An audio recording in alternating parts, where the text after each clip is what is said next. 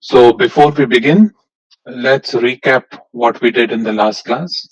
So in the last class, we were interested in what is known as the continuity equation, right? And this continuity equation is basically going to help you connect current flow with recombination or generation, right? Again, remember, recombination or generation are processes that happen in the semiconductor at all times, right? Anytime the semiconductor is at a temperature greater than absolute zero, recombination and generation will occur. Now, there is a net recombination when the NP product is greater than Ni squared, and there is a net generation when the NP product is less than Ni squared. So always remember that about semiconductors. So what did we saw? We saw that in the case of holes, we can think about that the rate of change of excess carriers or excess holes is given by 1 by Q, the current density, right, minus delta P by tau P, right? And similarly, I have dou delta N by dou T is plus 1 by Q. Now, if you guys are daunted by this equation, remember, almost always we use computer software to solve this. We don't have to do this by hand. So we will think of very simple cases by which we can do this by hand, right? So as is the case with most engineering courses, when you start giving differential equations, the minute the differential equation becomes more than a single exponential, we will put this in a simulation tool, right? So this is the basis of any device simulation. So there's a lot of device simulation tools. They're collectively known as TCAD tools, right? So technology, computer aided design. That's what TCAD stands for. So TCAD is the way by which we normally simulate all these semiconductor phenomena that are happening in a device. And then once you simulate that, you get a model for a device. Then that model for a device is plugged into the model when you want to do circuit design. Then you create a model for the circuit, and then you plug it into system level design. So again, you see a hierarchical way by which you do modeling of silicon devices, right? You start with device, then go to circuit, and then go to block, and then to system, right? And so at every level, there is a different abstraction. And device simulations start with Poisson's equation, continuity equation, right? So Poisson and continuity are used to get your device model, and then so on and so forth you get, okay? So we will consider ourselves with a simple case, right? So let's consider a simple case where the current is diffusion limited. We are looking at steady state. So again, let's recall, what does steady state mean? Can somebody remind the class what does steady state mean? There is no time variance. Correct. So the system, you applied a stimulus to the system, and the system has settled to its new system to its, I don't want to use the word equilibrium, so it is settled into its new state, right? And so that's when I say something is settled into its new state, means that there is no time dependence on its parameters, right, on the system parameters.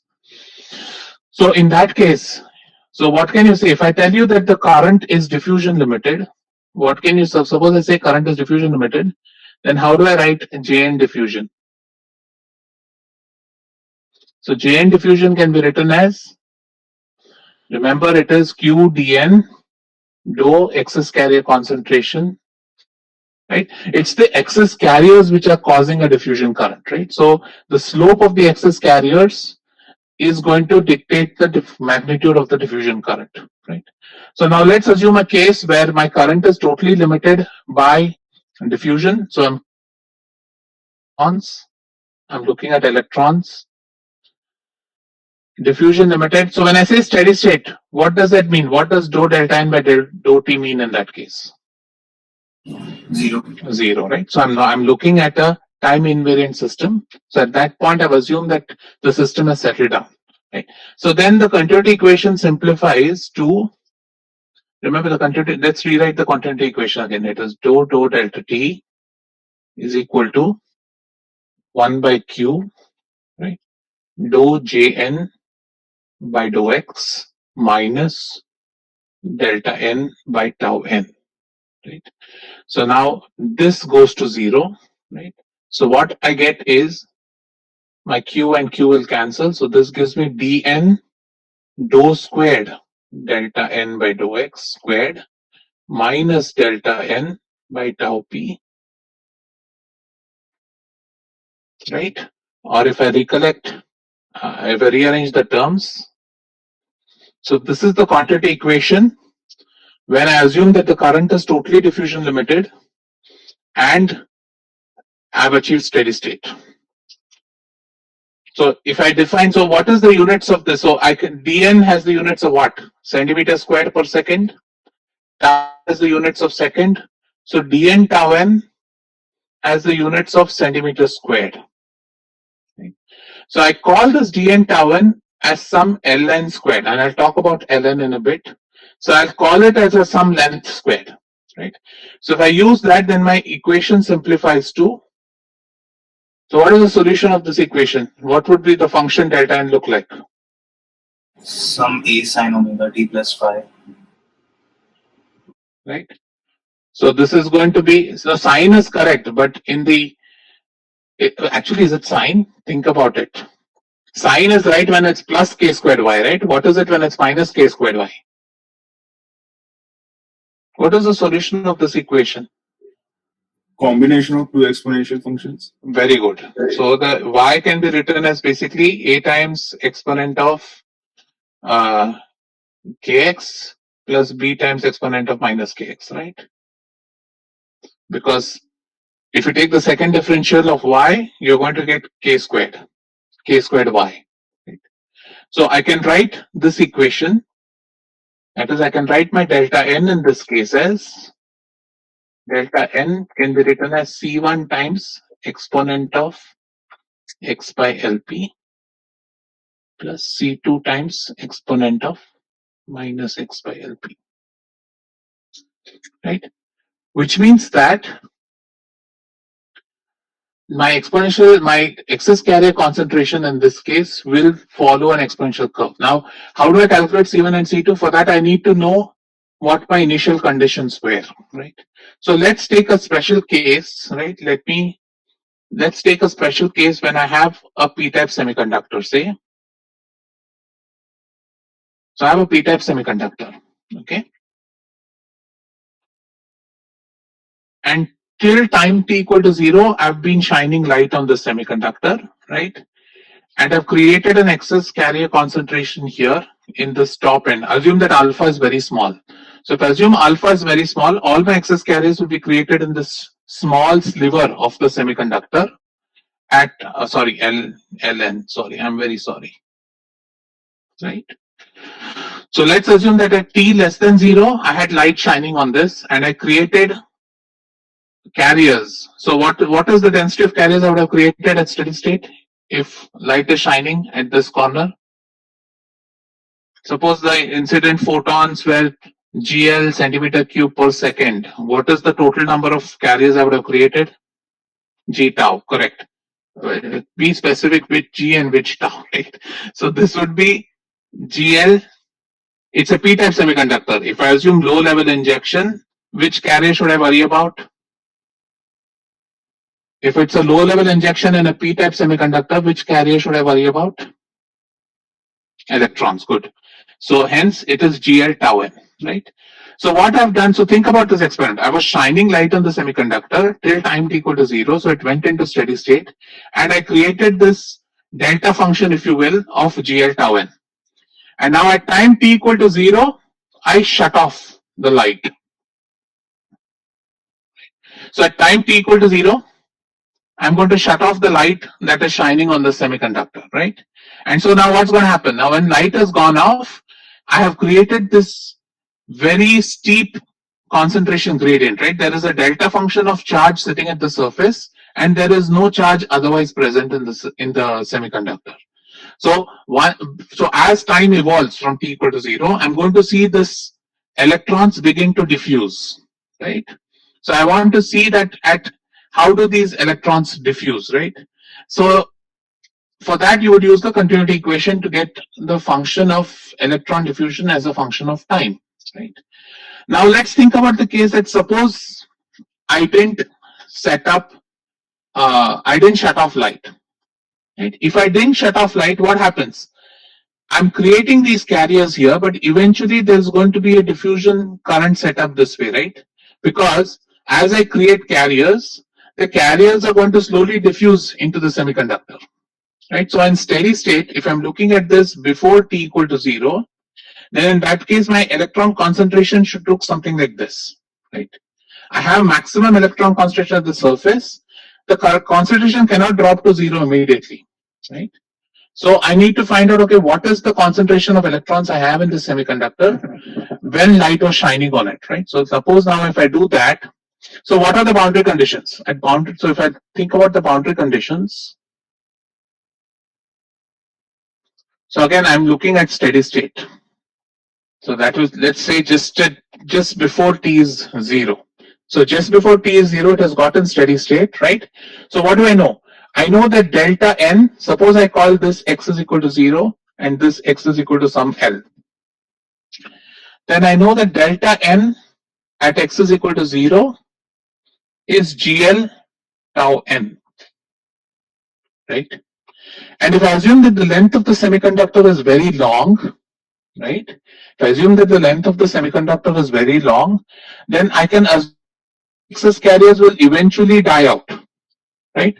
So I can make the assumption that for long L's, I can say that my excess carrier concentration at x is equal to L is 0. Everybody understanding these boundary conditions? If you have a question, please ask now. Because once this is done, then finding the concentration is very simple. But it's the boundary conditions which are tricky. So again, think about it. I've gotten to steady state where light is shining from on the left face of the semiconductor, right? So because light is shining, I'm creating this GL tau n concentration right at the surface. Now, obviously, because you can't have a steady state system where you have a delta function of charge, that charge is eventually going to diffuse and set up a concentration in the semiconductor in such a way that it is in steady state, right? So the concentration of the charge in the semiconductor is not just GL tau n, but in fact, a bunch of electrons which are slowly decaying into the semiconductor. If you understand the qualitatively, then the math becomes simple. But qualitatively, you should understand that you've created a lot of electrons at the left face, and then the concentration of electrons slowly decays as you walk away from that face, right? So think about if you're sitting at this point, if you're sitting at this face, you see a lot of electrons, excess electrons. As you begin to walk into the semiconductor towards L, you'll begin to see that the concentration of electrons keep decreasing, right? So function. So once I know these boundary conditions, right? So from these boundary conditions, what can you say? You can essentially say that it can't be a growing exponential. So C1 has to be 0, right? Because at x is equal to L, or at, I can even make, let me make it simple. Let me make it a delta n at x is equal to infinity. Let's call it a semi-infinite bar. So L is very, very long. So if L is very large, I can treat L as infinity for this experiment, right? So in that case, I can assume that delta n as x equal to infinity is 0, which basically tells you that C1 should be 0. So my excess electron concentration looks like C2 exponent of minus x by ln. And how do I find C2? I know that at x is equal to 0, my delta n is GL tau n, right? So therefore, my delta n as a function of x becomes GL tau n exponent of minus x by ln. Right, so similar. So remember, this is again looking very similar to the recombination time. So what did we say? We said tau n. Tau n. Can somebody quickly qualitatively tell me what is tau n? If I told you tau n is 1 microsecond, what does that mean? what would you understand if I said the recombination lifetime of the electron is 1 microsecond? What does it mean? The average lifetime of excess electrons. Exactly. So it means that the electron will recombine on an average within tau n seconds, right? So similarly, so this is the lifetime, right, of the electron. Similarly, ln is the average distance an excess electron will exist in the system, right? So it is sometimes known as the recombination length. So this is the length, this is the average length an electron will move before it recombines, and this is purely defined in terms of a diffusion limited current, right? So similar to ln is, so you can think of ln as a minimum distance the electron has to go before it recombines. So if you have a device which is less than ln, if you have a device length which is less than ln, then it means that there is no recombination happening. Anyway, we'll talk about this later, but I just want to give it. So ln kind of tells you how much of recombination is happening. So if you have a device which is say 10 times ln, right? If you have a length which is 10 times ln, then you can say, okay, I can treat L as infinity, right? Because I know that my concentration is going to die down by 1 exponential every ln. So by 10 ln's, it will have died down by e power minus 10, right? Which is 1% roughly, or 0.1% roughly. So I can treat it essentially as that, my concentration has disappeared. Everybody following that? So this again very similar to tau. Just like how tau was the lifetime of the electron, ln is the recombination length of the electron. So now if I want to find the current at any point x, how do I find the current now? How do I find the current if I know the excess electron concentration? Right? We know it is a diffusion. So guys, remember, we know this is a diffusion limited system, right? And what we have done so far is we have calculated the concentration profile of the excess electrons. So once that we know the concentration profile of the excess electrons, then I can calculate the profile of the current as just q dn, right? Dou delta n by dou x. And what you'll get from that is essentially, so basically from that you can basically calculate the current at any point in x in the semiconductor, right? So at any point in the semiconductor you can calculate the excess electron concentration, and at any point in the semiconductor you can calculate the electron diffusion current. Now again, remember, this is low level injection. Because this is low level injection, I assume there are no excess holes, or excess holes are much less than the equilibrium hole concentration, so I don't care about the excess holes. Okay, so again, recalling what low level injection means, right? Low level injection means that I'm only worried about the minority carrier profile. I can neglect the majority carrier. Right? So this is kind of, I think, one of the most important concepts of this chapter. And we'll come back to this again when you do PN junction diodes, because this is the working principle of the PN junction. So I'll take a few questions if there are any, and then we'll go to the next section. So any questions, please type on the chat box or unmute yourself and ask. Okay, could I repeat why C1 is 0? So okay, let's think about delta n. Delta n is made up of two exponentials. One is an increasing function of x, one is a decreasing function of x. Right? Intuitively, what did I tell you? Intuitively, I told you that if x is equal to 0, I have a concentration of electrons. I know that when I have a very long semiconductor, right, I know that eventually no light is, so all the light is being absorbed in this top few monolayers, right? So far away from this end at very long L, I should expect that there should be no excess carriers present. So the excess carriers will die down, right? So what I'm saying is that when length is very, very long, length is infinity, right? So then I will say that delta n at x is equal to infinity should be 0. And if you substitute that, you'll essentially have to ensure that C1 has to be 0, because otherwise this is an increasing function, right? So that increasing function, you have to kill it for it to be a function with finite area. Remember, the area under there are only finite number of excess electrons. So the area under the curve has to be a finite number, which means it has to be a reducing function, asymptotically going down to 0. Correct. 0 is less than or equal to x is less than or equal to L. And in this case, we've assumed L is infinity, so 0 is less than or equal to x is less than or equal to infinity. So again, remember, L is not really infinity, but if L is much longer than Ln, I will call it infinity.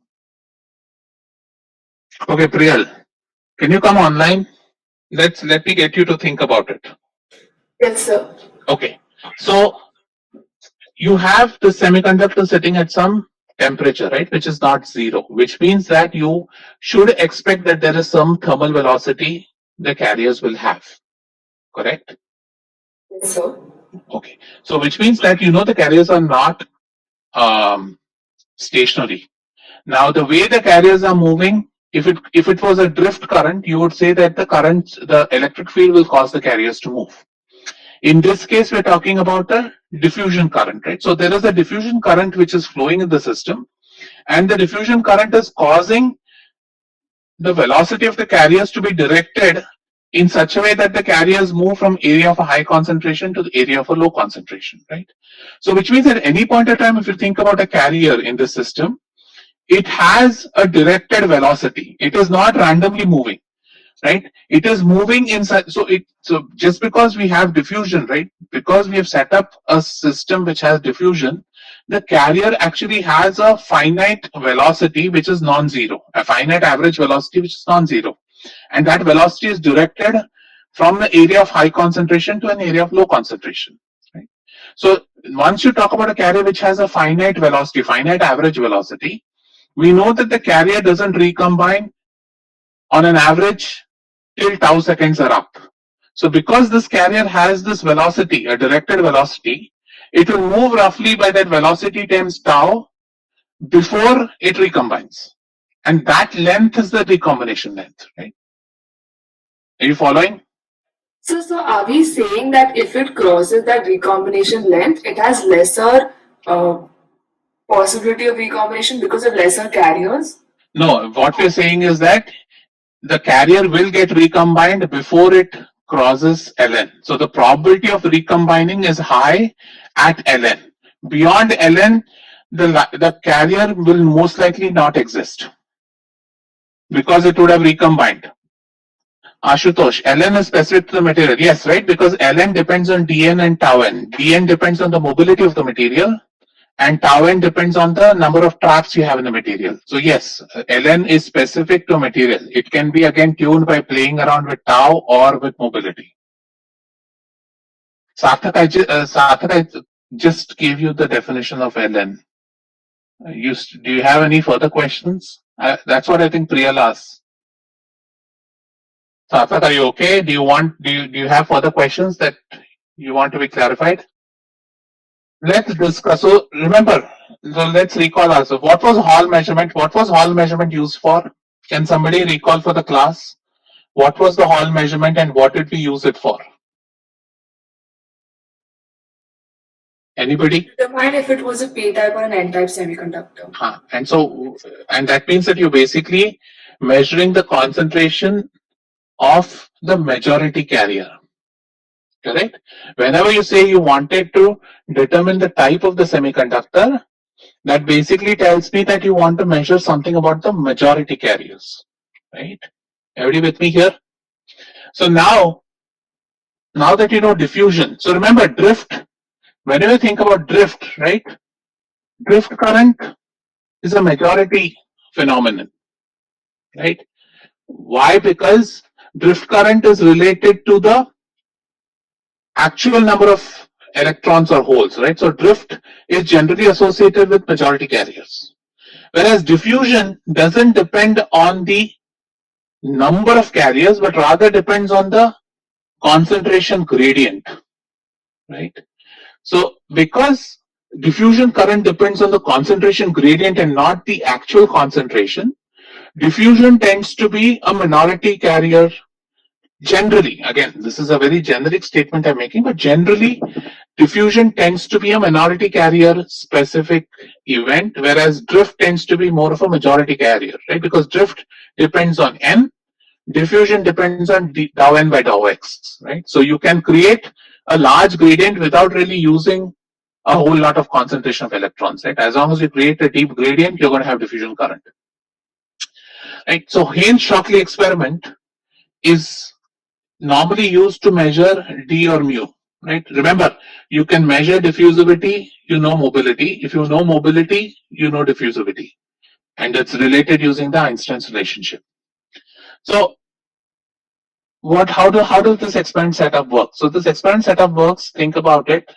This is from another paper. If you guys want to refer it, it's there. It's a pretty old paper, but this is a very old experiment also. So what we do is we set up a long bar of semiconductor, okay, and we set up a small electric field across the semiconductor, okay. So what we do is we set up this. It's a long semiconductor, and I set up this very small electric field. So I know if it's a small electric field, I know that this is going to cause any carriers to move with some mobility, right? So that means if I generate holes at this end, the holes are going to drift towards the negative terminal. If I have electrons are going to drift towards the positive terminal. So now let's consider a case where I'm considering an n-type semiconductor, right? So I have an n-type semiconductor, it's long, right? And I've set up a small electric field. Now what I do is, at this end, I put in a pulse of light. So at this end, I put in a pulse of light, and I assume that again it's low level injection, right? So again, if I input a pulse of light, what happens? I'm going to create minority carriers, right? Again, low level injection, so I know the majority carriers roughly don't change, it's the minority carriers that change. So when I put in a pulse of light, I'm going to basically create a pulse of electrons, if you will. Now, as these electrons, now because these electrons are going to diffuse, remember these electrons are going to drift and diffuse, right? So think about it. The electron, by doing this light pulse, when you create this light pulse, you're going to essentially create a concentration of electrons which looks like this in X, right? Now, as time evolves, these electrons, sorry, these holes are going to diffuse. So remember, again, we'll consider holes, right? So if I have holes, let's look at this. I have the figure here. I know why I'm drawing it. So suppose I've given a Gaussian pulse. So I gave a Gaussian pulse at the beginning, and I've created a hole concentration which looks like that, right? And now what happens? So you see that the holes have a concentration gradient, right? So if this pulse was as is, suppose I didn't apply an electric field, what happens is this pulse, if I shut off light now, then we all know that these holes are going to die down and eventually, disappear after a few recombination lifetimes, right? Because the holes are going to diffuse out and slowly recombine, and ultimately you're not going to have any excess holes present in the system. However, now because you've applied this electric field, what's going to happen is that these holes are going to move towards the negative terminal. So what you begin to see is that you had created this pulse, and as you increase time, you begin to see it move and lose its peak, right? So as time increases, you begin to see it move both in X and time. So in X, this pulse moves towards the negative terminal, and the shape of the pulse also begins to change. So, Sarthak, Gaussian pulse means that you've given in a Gaussian light. Generally, we assume 1:1 correlation. A Gaussian pulse just makes life easy because it's given by exponent of minus x squared. Normal distributions are generally easy, and they're easy to analyze. So let's think about it. So if I want to measure mobility, right? Suppose I take the peak of this pulse, right? If I take the peak of this pulse, what is the speed at which the peak of the pulse will move? Anybody? Drift velocity. Correct. And what is drift velocity? In the case it's a small electric field, what can you say drift velocity is? mu e, right? So basically, if I measure, so what I'll do now is I'll put in 2 probes here, right? And I'll measure the concentration of electrons as it drifts across this probe, right? So basically what I'll see is when I see the pulse coming through, when I see the pulse moving from here to here, the speed at which the peak of the pulse moves tells me mobility, right? So if I measure the time taken for the pulse, for the peak of the pulse to travel from some distance delta L, right? Then I know that mobility, so the drift velocity can be given as delta L by delta T, right? So how much time it took for the peak of the pulse to move from point A to point B tells me the drift velocity of the pulse. And the drift velocity is given by mu E, right? And I know E because that is something I've applied. Delta L and delta L is by design. Delta T is what I've measured, right? So I have measured this quantity, I have designed this quantity, I've applied this quantity. So using these three, I can calculate what the mobility of the holes are in this particular system, right? Everybody following me? So if you look at the system, it is essentially set up like this. You see, you have multiple probes and you kind of measure how the electron profile looks like as it's traveling through the bar. So if I just look at the speed of the pulse will give me the peak of the pulse. The speed of the peak of the pulse will give me the mobility of the carriers. Now, what can you say about the spread? What is the spread of the pulse determined by? Ln or yeah, Ln is correct. In other words, in Tau. yeah, you're right. It is Lp and tau p, which is essentially dp. So if you know Lp and tau p, you can extract dp, right?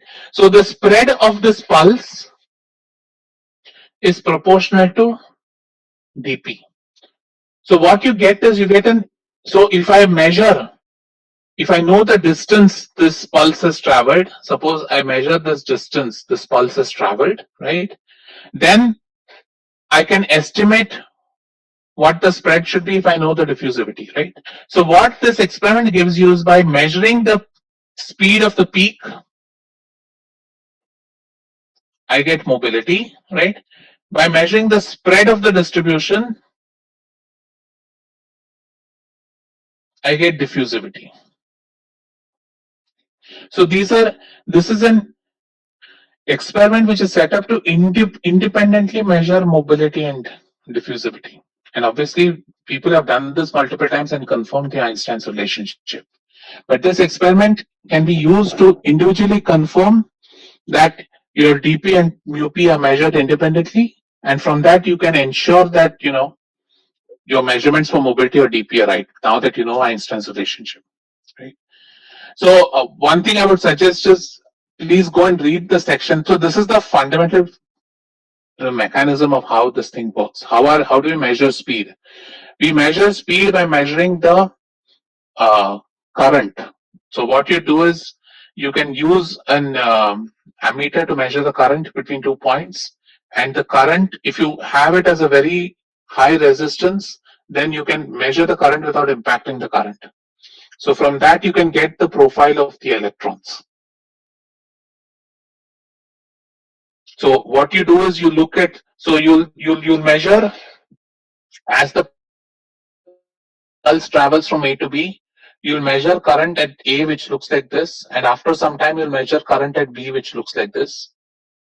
Then you can measure what the time taken between the two maxima to occur. That will tell you the speed of the pulse.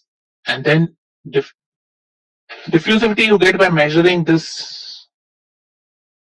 So you can take like 2 sigma, 1 sigma, whatever you have, right? So go and look in the textbook. Textbook goes into much mathematical detail how to extract the numbers, but that is secondary. What I want you to understand is that the spread of the pulse gives you dp. As long as you understand that the mathematics is, you can look into the textbook. It's not that important. What I want you guys to remember is that the diffusivity comes directly from the width measurement, right? So the pulse is spreading out, right? So the pulse is moving because of drift, but the pulse is spreading out because of diffusivity. So the spread of the pulse gives you diffusivity, The speed of the pulse gives you mobility. So what I'd recommend is go through the textbook section of this, because that gives you the thing with the Gaussian pulses. Gaussian pulse, when you add Gaussians, it's easy to add and multiply Gaussians. So Gaussians are something which we as engineers like. So go into the textbook and look at how people actually calculate. So it gives you the mathematical formula for it.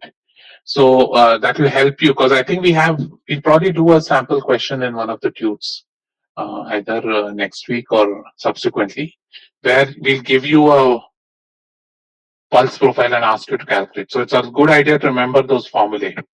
Again, this is open book this semester, so all you have to do is just mark that page.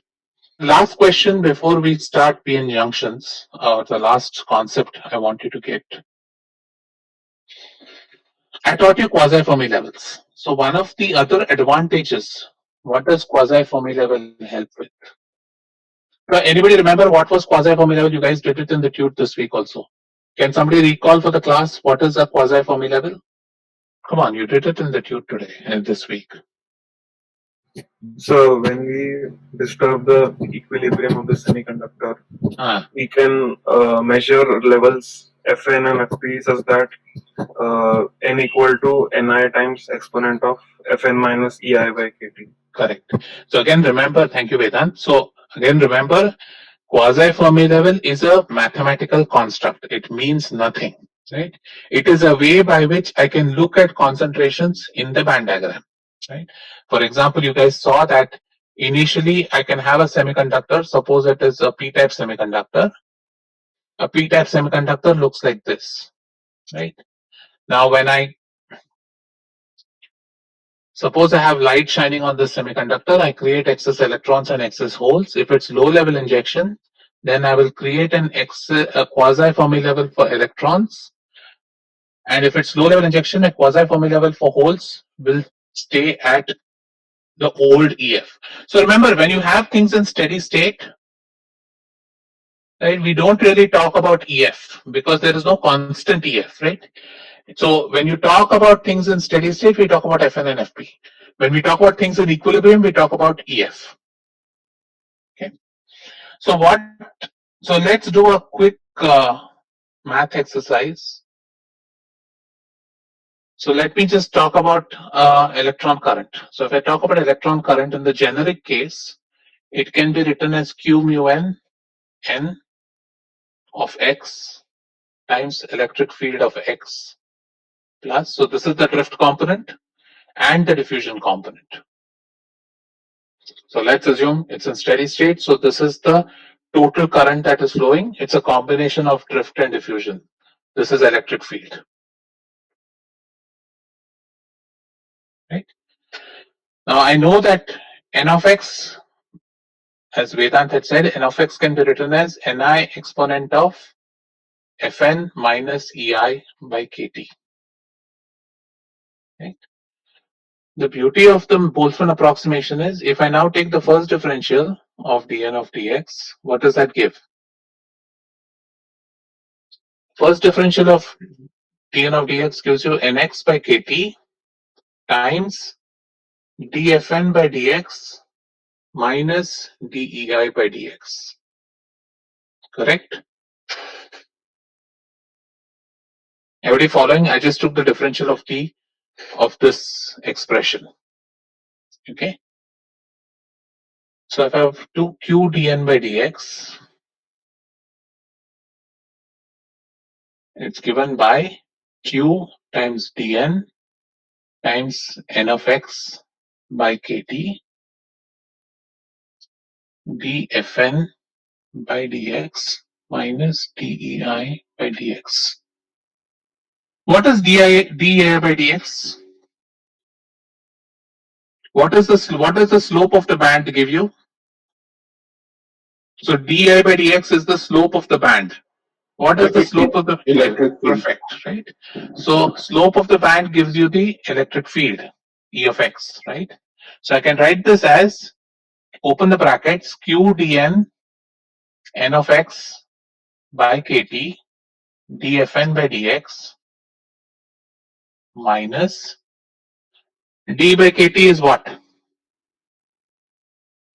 d or qd by kt. Mu, right? Huh. So this can be written as mu times n of x times electric field. It's going to be a Q coming here. Remember, EI is in terms of electron volts, right? So when I take di by dx, I'm going to get Q times the electric field. Right? If it's in volts, I'm going to get electric field. If it is in, this is energy, right? So energy is going to give Q times electric field. So what you see is Q times mu n, and this is what? This is J drift. Right? So if I now write Jn of x, Jn of x can be very simply written as, so the quasi-Fermi level, the gradient of the quasi-Fermi level is proportional to the current.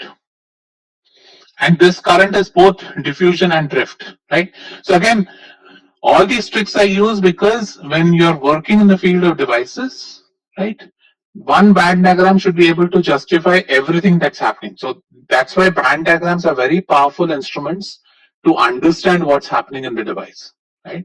And so by looking at the quasi-Fermi level in the device, I can tell if there's any current flowing or not. So if I say that if I find that the quasi-Fermi level is a constant or is a constant, what does that mean in terms of current? Correct. That means that there's no current flowing through system, right?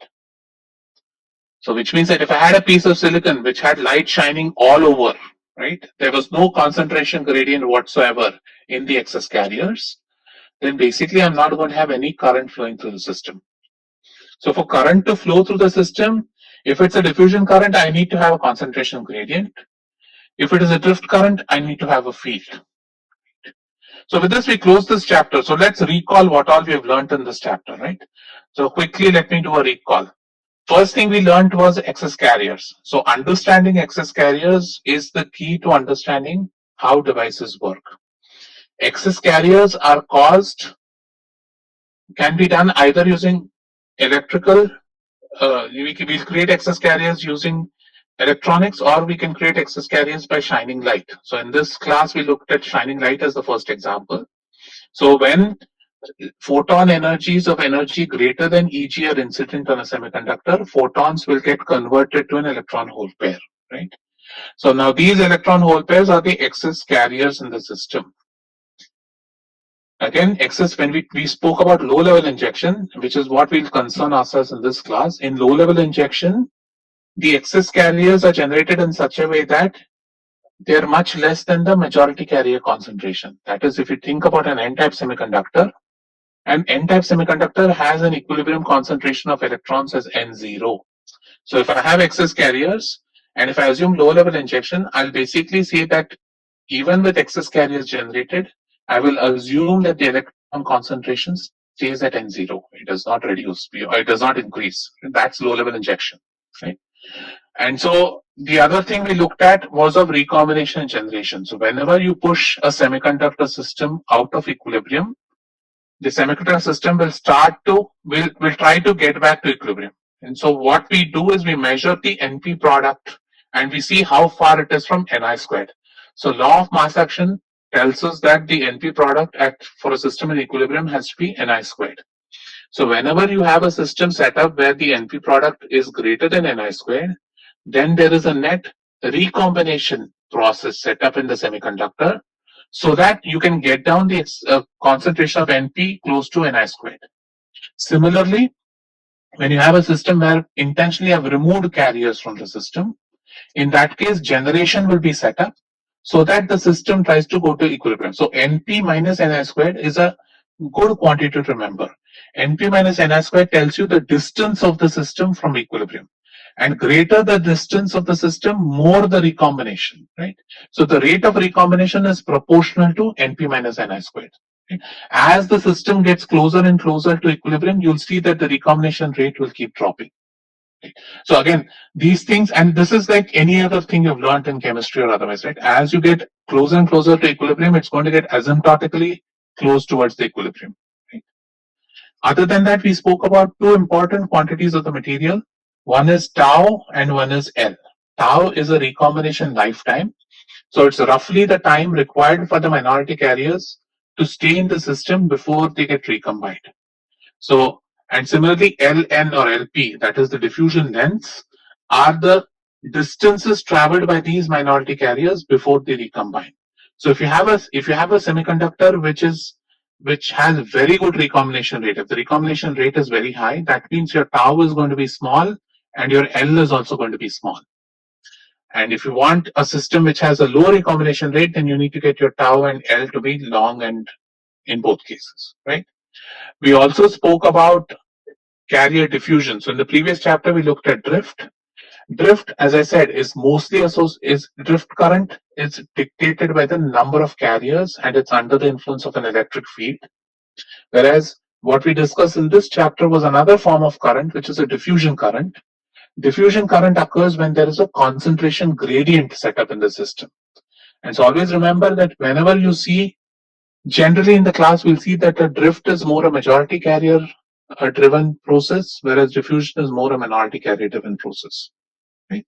And finally, we looked at, so other important thing we looked at was Einstein's relationships, so D by mu is KT by Q, and Poisson's equation, which relates electric field to the charge separation in the system. We also looked at band bending and band diagrams. So band diagrams are very powerful tools. Band diagrams talk about the electron energy in the system, right? And so the slope of the bands is proportional to the electric field. The slope of the electric field is proportional to charge. So given the band diagram, I can go down, I can differentiate all the way down to the charge, or given a charge profile, I can integrate all the way up to the band diagram, because band diagram is related to the applied voltage. Slope of the applied voltage is electric field. Slope of the electric field is charge. And finally, we looked at continuity equations as to how to look at evolution of diffusion currents over distance and over time. So again, we'll do a couple of examples in the tutorial next week. And quasi-Fermi levels, finally, we just did it on the last slide, that a gradient of the quasi-Fermi level is proportional to the current flowing through the system. Okay. So with that, we will start with the first semiconductor device that you guys will study, which is the junction diode. So what I would suggest is, before next class, go and brush up on your ES notes. Quickly recall what was a diode used for. We'll start there and then we'll go into the physics of the diode. Okay. So with that, I'll close the lecture and I'll take any questions you might have. Sir, once can you explain why the speed of the peak of that pulse is equal to drift velocity? So I've applied an electric field, right? So because I've applied an electric field, now I'm surprised nobody asked me this question. So since you asked me this question, let me pose it to you. Suppose I had this pulse which I created this way, right? When I applied an electric field, now I intentionally said it's a small electric field, right? So if I had applied an electric field to this system, you would have told me, sir, shouldn't the electron profile look like this? Why are you assuming that the pulse is not changing? Why are you assuming a symmetric pulse, right? So generally we use symmetric pulse because we assume there's a very low electric field. So that's a big assumption we're making. So when you just think about this, it's a group of electrons, right? So the group of electrons are moving under drift velocity. Because I've applied an electric field, these electrons these holes are going to move. Sorry. And the holes are going to move with a drift velocity of mu times E, right? So in reality, if diffusion was not happening, this entire pulse would have moved at drift velocity. Are you comfortable with me saying that? Yes. Right? So the only thing that's adding on top of it is, because there is an inbuilt concentration gradient, in addition to all these moving under the electric field, the pulse also widens. Right? So if you look at the net velocity of this carrier here, right? So if you look at the net velocity of a carrier here, the carrier tends to have a push in the direction away from the pulse, right? And so you see that if you actually start thinking about the carriers on either sides of the pulse are going to move slightly slower compared to the carrier at the center of the pulse, because the center of the pulse, there is equal push on the carrier to go on either side of the slope of the Gaussian, right? So if you think about a carrier sitting at the top of the pulse, right? there is going to be a push of the carrier to either fall along this concentration gradient or this concentration gradient. So the peak actually is going to move with an average velocity of drift velocity. A carrier here, for example, will move faster than that because this carrier has an additional push because of diffusion that it's making it move faster than drift velocity, right? And that's why the concentration spreads out. In the Shockley, so how did we measure the actual? So the spread is actually measured using the ammeter. So the ammeter directly gives you the electron concentration. From current you integrate that, you get an electron concentration. Excuse me, sir. So in the last slide, the quasi-Fermi level slide. So earlier when you first introduced us to quasi-Fermi levels, you told that these are just imaginary levels. Then is it like, how do we measure exactly the gradient of these imaginary levels? The way you do it is, we would use this more towards understanding the device. You don't really obsess yourself with calculating this, right? What we'll do is, okay, so in the previous case, let me give an example. In the previous case, we looked at the carrier concentration, right? And it looked exponential. So if the carrier concentration is exponential, what can you say about, if I plot the Fermi level, quasi-Fermi level, how will the quasi-Fermi level look? So it's going to be a bended level. No, bended is fine, but will it be bended parabolic, bended linear, bended cubic? So parabolic. No, linear, na. If you are enough you're comparing two exponential functions, na? So then fn of x will be linear. Think about it. Yeah, right? So essentially what you see is the way we use quasi-Fermi levels, when we do diodes, I'll show you, we'll use this basically to qualitatively understand how is the current distribution looking like. So we'll see areas where the quasi-Fermi level increases pretty or changes very fast. We'll say, okay, that's where the current is going to be maximum. And areas where the quasi-Fermi level is a very smooth function, we'll say, okay, the current there is minimum. So it's more for qualitative understanding of what's happening in the device. We don't really use this to, what do you say, to calculate anything. But a TCAD software uses this because it converts a lot of exponentials to linears, right? So quasi-Fermi level is basically going to convert your electron concentration to a linear function. So it's used a lot in the approximations, or it's used a lot in computation, because it converts large numbers into simple logarithms. So TCAD uses it a lot to do the actual solution, but we will use it mostly to understand what's happening in the device. Okay, got it. Thank you. Not sure if I've answered your question, but yeah. Yes, I got it. Okay.